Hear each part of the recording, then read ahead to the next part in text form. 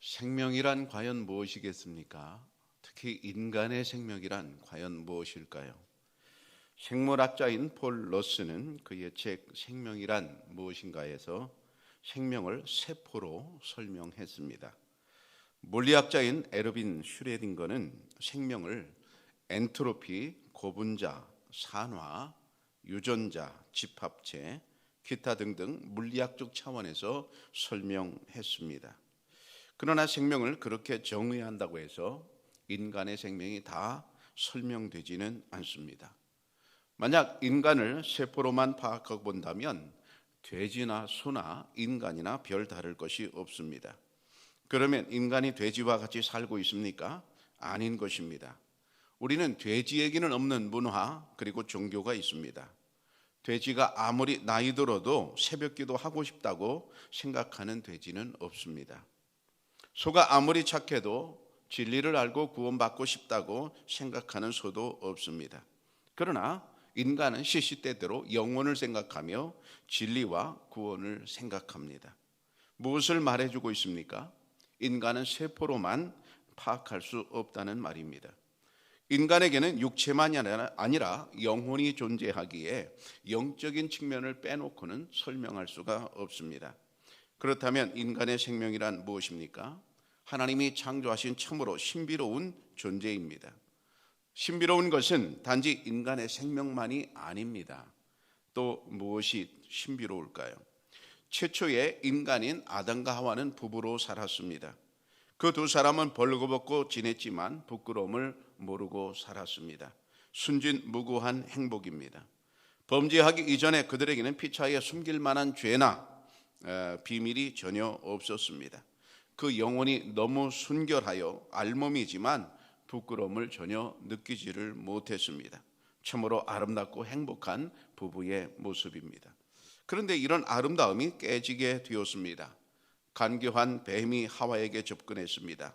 1절에 보면 뱀이 여자에게 물어 이르되 하나님이 참으로 너희에게 동산 모든 나무의 열매를 먹지 말라 하시더냐라고 질문합니다.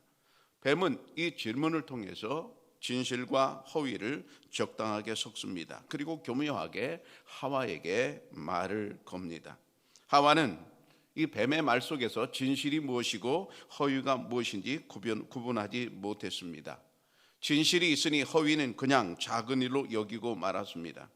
우리가 신앙생활 하는 데 있어서 사탄은 언제나 진실과 허위를 섞어서 우리에게 접근합니다. 사탄이 100% 허위만 가지고 우리에게 접근하지 않습니다.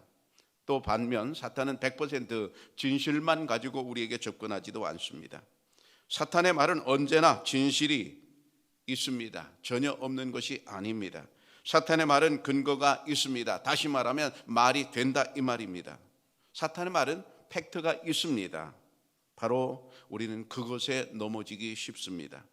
그런데 그 진실 뒤에 허위가 숨어 있습니다.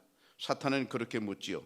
참으로 이렇게 물어요. 참으로 하와에게 참으로 그랬느냐? 지금 우리식으로 표현하면 진짜 맞아? 확실해? 재차 묻는 거죠.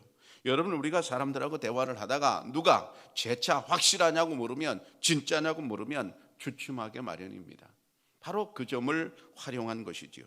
자, 그러면 이에 대한 하나님의 말씀은 무엇입니까? 창세기 2장 16절에 보면 여호와 하나님이 그 사람에게 명하여 이르시되 동산 각종 나무의 열매는 내가 임의로 먹되 동산 각종 나무의 열매는 내가 마음대로 먹어라. 임의로 먹어라. 분명히 먹어라 하는 그런 진실이 있지요. 근데 하나님께서는 단 한 가지 금지 조항을 넣어 놓으셨습니다. 17절에 보면 선악을 알게 하는 나무의 열매 그것만은 먹지 마라. 그 외에는 다 먹어도 된다 그러셨습니다. 하나님의 말씀은 분명히 다 먹되 한 가지만 먹지 말라 그러셨는데 사탄은 그것을 묘하게 꼽니다. 모든 걸 다 먹지 말라고 했느냐? 아주 교묘한 질문을 합니다. 사탄의 질문에는 이와 같이 진실과 허위가 섞여 있습니다.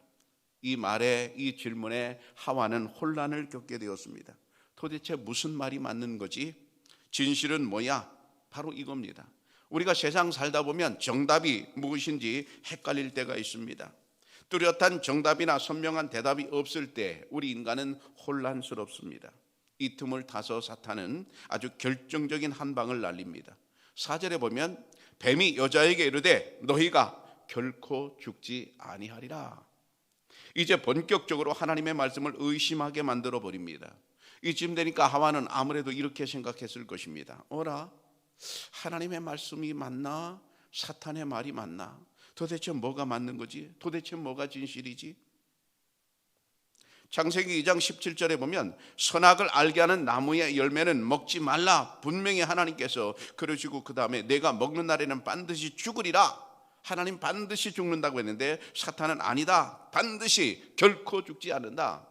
그러니까 이것도 맞는 것 같고 저것도 맞는 것 같고 사탄이 들을 때 몹시 헷갈리는 겁니다.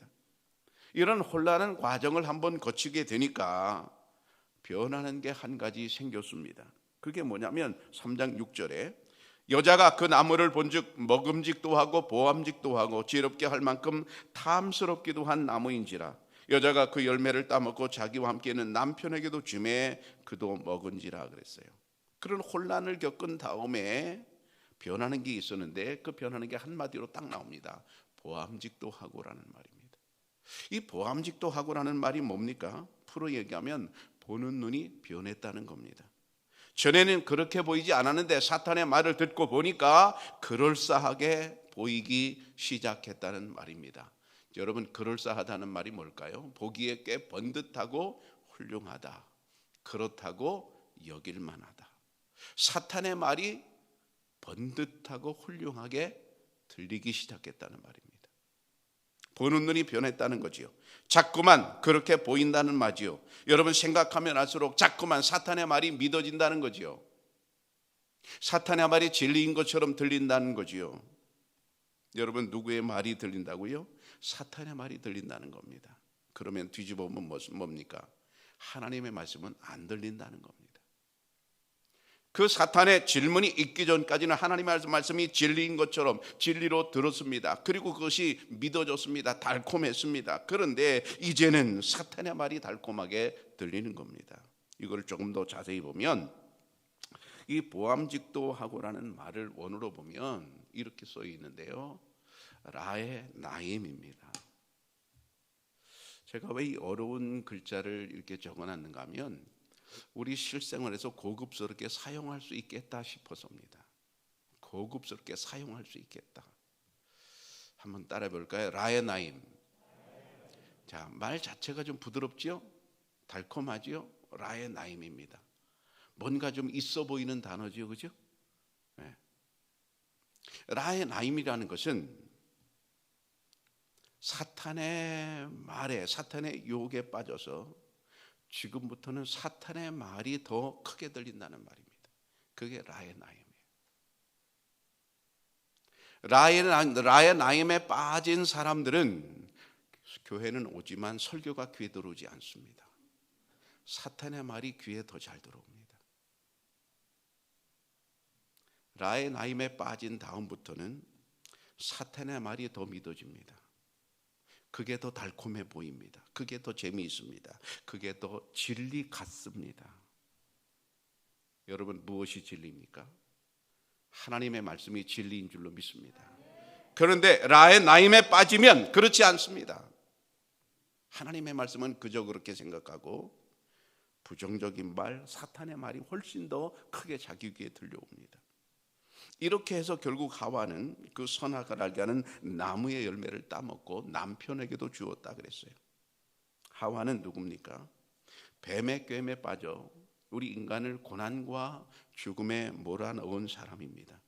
근데 그 이름의 뜻이 재미있어요. 하와는 이렇게 쓰는데요, 생명이란 뜻입니다. 그렇거니 그냥 넘길 수 있는데 생각해보면 그렇지 않습니다. 인류 최초의 인간은 누굽니까? 아담입니다. 아담은 생명이라는 뜻이 없습니다. 원래 아담이 생명이라는 뜻을 가져야 될 것 아닙니까? 최초의 인간인데. 아담이라는 뜻은 두 가지 뜻이 있어요. 흙이라는 뜻과 인간이라는 뜻입니다. 아담 자체가 인간이라는 뜻이에요. 그리고 흙이에요. 생명이 없습니다. 근데 하와는 말 자체가 생명입니다. 여러분 예전에 배웠죠? 하와에 들어가는 그 해라는 글자를 배웠습니다. 숨구멍이라고 그랬고 생명의 뜻이라고 그랬어요. 하와가 바로 그거거든요. 그러면 왜 아담에게 생명이라는 뜻을 안 주고 하나님께서는 하와에게 생명이라는 뜻을 주셨을까? 인간이 타락한 이후에 인간에게는 불행의 그림자가 드리워졌습니다. 결국 죽을 수밖에 없는 불쌍한 존재가 되고 말았습니다. 근데 여기서 끝이 아닙니다. 하와를 통해서 태어나는 모든 인간은 다 생명을 갖고 있게 되었습니다. 그런데 문제는 그 생명이 불완전한 생명입니다. 영원한 생명이 아닙니다. 우리가 읽은 20절에 보면 하와는 모든 산자의 어머니라 그랬습니다. 산자의 어머니. 산자의 어머니라는 것은 인류 최초의 여자가 바로 하와라는 것이고, 여자를 통해서 모든 인류가 다 태어나는 거죠. 이 세상에 모든 사람은 다 여자를 통해서, 어머니를 통해서 태어납니다. 그런데 그의 후손인, 하와의 후손인 모든 인간은 살아있는 존재, 생명이 되기는 하는데, 문제는 그 생명이 불완전하고 불안한 상태라는 겁니다. 그래서 하와는 살아있으나 불안한 생명입니다. 인간은 살아있으나 생명은 있으나 불안한 상태입니다. 우리는 어떤 일로 내가 죽을지, 교통사고를 당할지, 어떤 병에 걸릴지, 전쟁 때문에, 지진 때문에 우리는 늘 불안해하고 있습니다. 왜 불안합니까? 우리의 생명 자체가 이미 불완전한 상태이기 때문에 그렇습니다. 그래서 시편 49편에 보면 사람은 존귀하나 장구하지 못하며 멸망하는 짐승 같도다 그랬어요. 공동 번역에 보면 사람은 제 아무리 영화를 누려도 잠깐 살다 죽고 마는 짐승과 같다 그랬습니다. 이 말씀 안에서 보면 인간은 두 가지 특징을 가지고 있어요. 첫째는 인간은 존귀하다는 거예요. 두 번째는 인간은 장구하지 못하다는 거예요.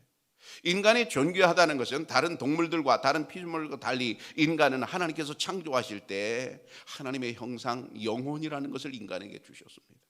그래서 존귀한 거죠. 그래서 만물의 영장이라고 말하지요. 그런데 그것만이 아니라 인간의 존엄함은 그 죄로 인해서 훼손되게 되었습니다. 훼손되었습니다. 다시 말하면 영원성이 사라지게 되었습니다.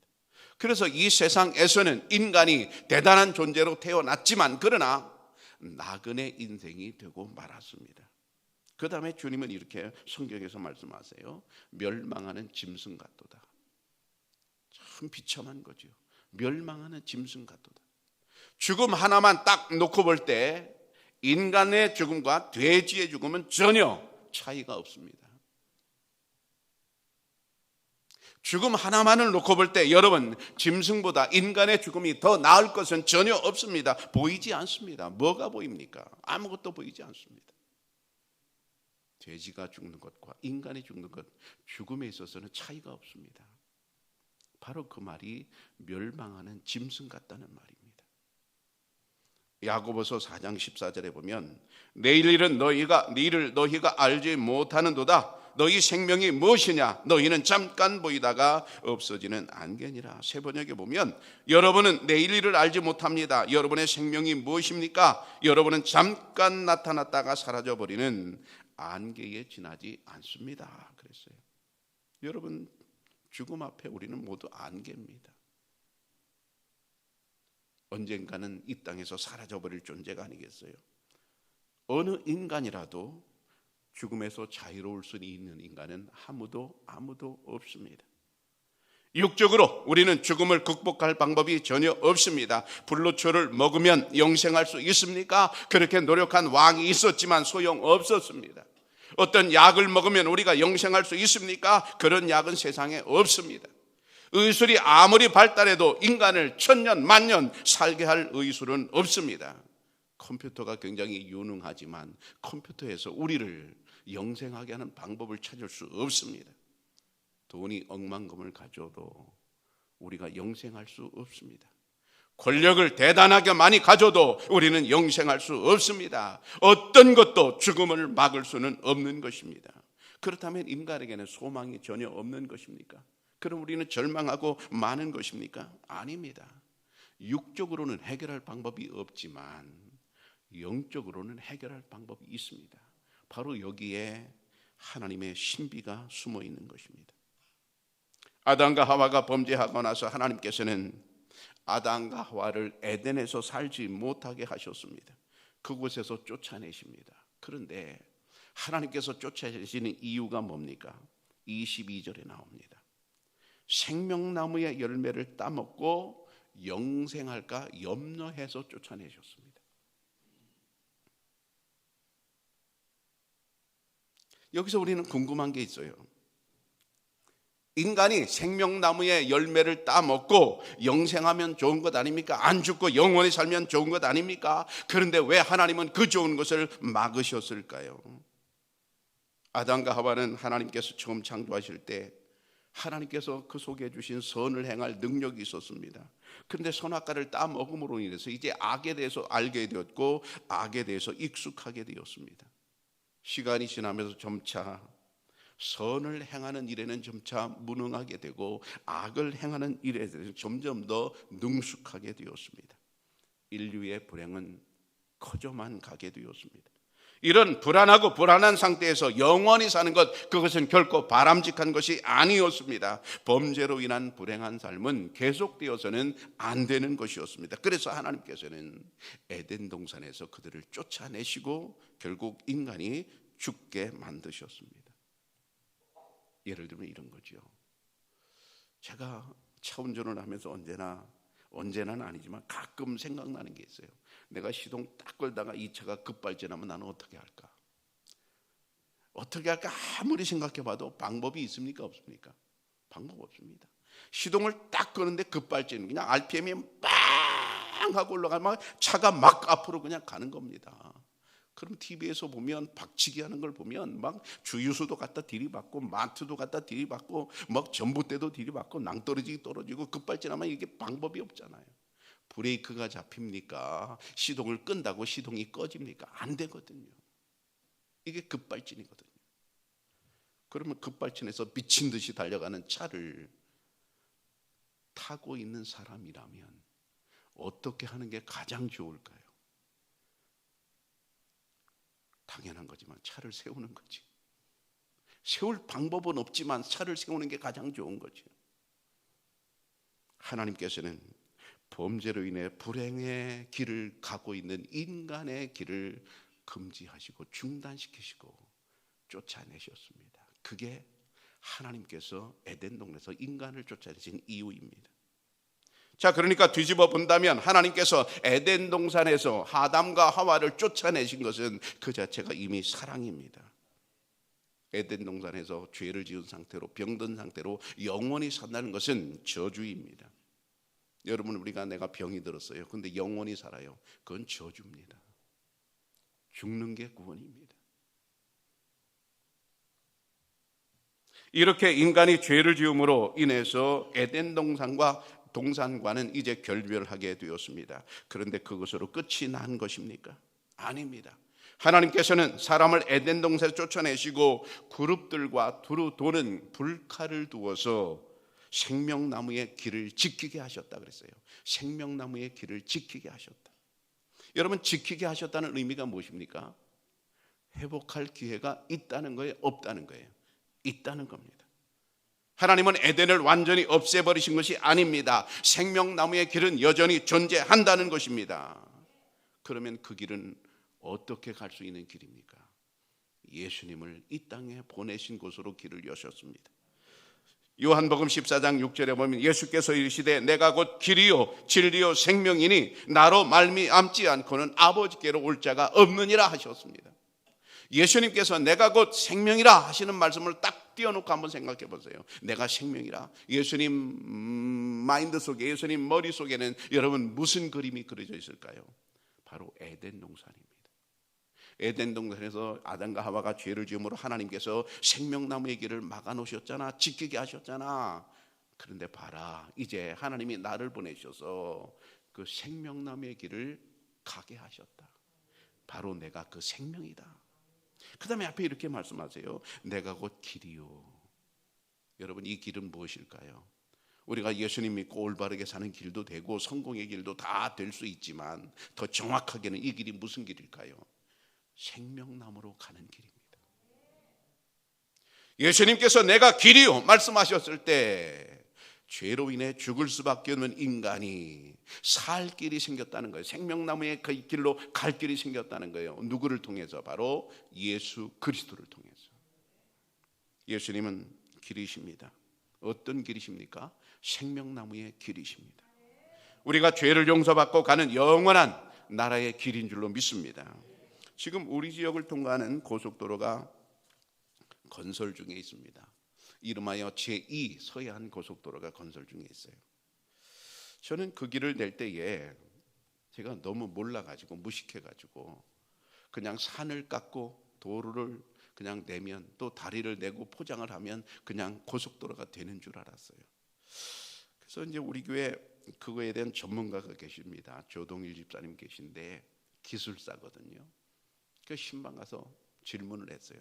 집사님, 우리가 모르는 게 있을 것 같아요. 전문가만 아는 게 있을 것 같아요. 고속도로를 낼 때 우리가 모르는 게 뭐가 있습니까? 한두 가지가 아닐 테지만 제가 궁금한 게 모르는 게 있을 테지만 많겠지만 그 중에 몇 가지만 좀 알려주세요.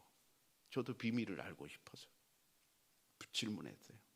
그랬더니 집사님 씩 웃으면서 그 씩 웃는다는 게 뭐예요? 질문 잘하셨습니다. 그런 얘기죠. 씩 웃으면서 그러시더라고요. 목사님, 도로를 낼 때 설계를 하거든요. 설계를 하는데 계속 직선으로만 설계하면 사고가 엄청나서 직선으로만 설계하지 않거든요. 적당히 구부리거든요. 근데 적당히 구부릴 때 그 각도와 차가 달리는 속도를 감안해서 포장하는데 길을 만드는데 길의 높이를 설계한다는 거예요. 왼쪽하고 오른쪽하고 약간 다르게 설계한다는 거예요. 다르지 않게 똑같이 설계하면 어떻게 됩니까? 차가 가다가 전복하고 마는 거죠. 그래서 전복하지 않게 적당하게 기울기를 준다는 거예요. 무식한 저는 그냥 산을 깎고 도로를 그냥 내고 시커먼 거 깔으면 되는 줄 알았어요. 근데 그게 아니에요. 그 안에는 비밀들이 숨겨져 있는, 적당한 각도라는 비밀이 숨겨져 있던 거예요. 저는 몰랐어요. 세상 길을 내는 것도 이렇게 힘이 들거늘 영생의 길은 쉽겠습니까? 영생의 길은 쉽겠냐 이 말이에요. 그래서 하나님께서는 이 생명나무의 길을 만드시려고 가장 어려운 방법을 택하셨습니다. 그게 무엇입니까? 독생자 예수 그리스도를 이 땅에 보내시는 방법이었습니다. 어떤 저를 아는 손님이 서울에서 버스를 타고 저를 이제 찾아온다고 한번 가정을 해보십시다. 서울 센트럴 터미널에서 버스를 탔어요. 정확히 2시간 만에 청양터미널에 도착을 했습니다. 청양터미널에 도착한 이분이 우리 교회를 찾아와야 되는데 찾아오는 방법이 여러 가지 있겠죠. 젊은 사람 같으면 내비를 보고 찾아오겠지만 연세 드신 분은 주변 사람들에게 행인에게 물어볼 겁니다. 여기 청양감리교회가 어디요? 그러면 아는 사람은 저기요 가르쳐 줄 거고 모르는 사람은 모른다고 할 것이요. 좋은 방법은 택시를 타는 거죠. 택시를 타면 딱 앞에다 갖다 주겠죠. 근데 그보다 더 좋은 방법이 있어요. 그 옆에 사는 이용환 권사님 만나가지고 청양교회가 어디요? 그렇게 물어보면 이 권사님 아무리 바빠도 어떻게 하겠어요? 여기까지 모셔다 드릴 거 아니겠어요? 우리 담임 목사님 찾아온 손님이라고 좋아가지고 여기까지 모시고 올 거 아니겠어요? 그럼 안전하게 여기까지 오겠죠. 근데 그보다 더 좋은 방법, 최고의 방법이 한 가지 있습니다. 뭘까요? 제가 터미널로 배웅 나가는, 마중 나가는 겁니다. 제가 터미널 가서 그분이 버스에서 내릴 때 아이고 잘 오셨습니다. 어서 오십시오. 마중 나가서 그분을 모시고 걸어서 와가지고 제 서자 앞에서 비밀번호 누르고 딱 문을 열고 들어가서 잠시 앉아 계시오. 제가 커피 탈게요. 그리고 차 대접하고 말이죠. 이러다면 그분에게 가장 좋은 방법입니다. 하나님께서는 생명나무의 길을 여실 때 가장 좋은 방법을 선택하셨어요. 당신의 아들 예수 그리스도를 이 땅에 보내셨습니다.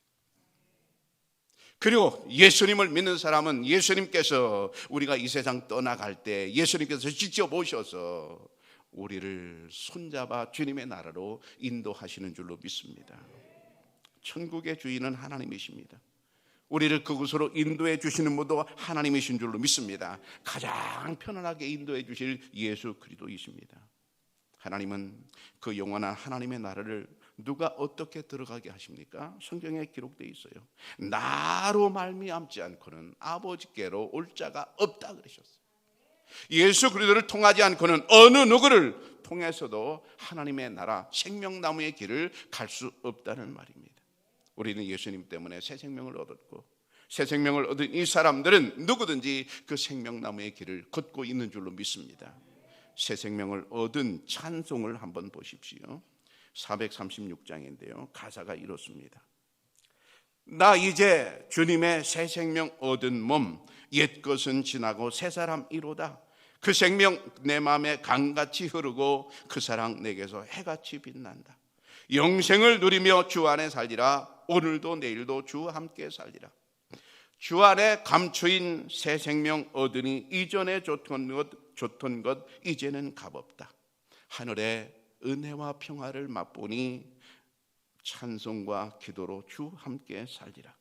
영생을 누리며 주 안에 살리라. 오늘도 내일도 주 함께 살리라.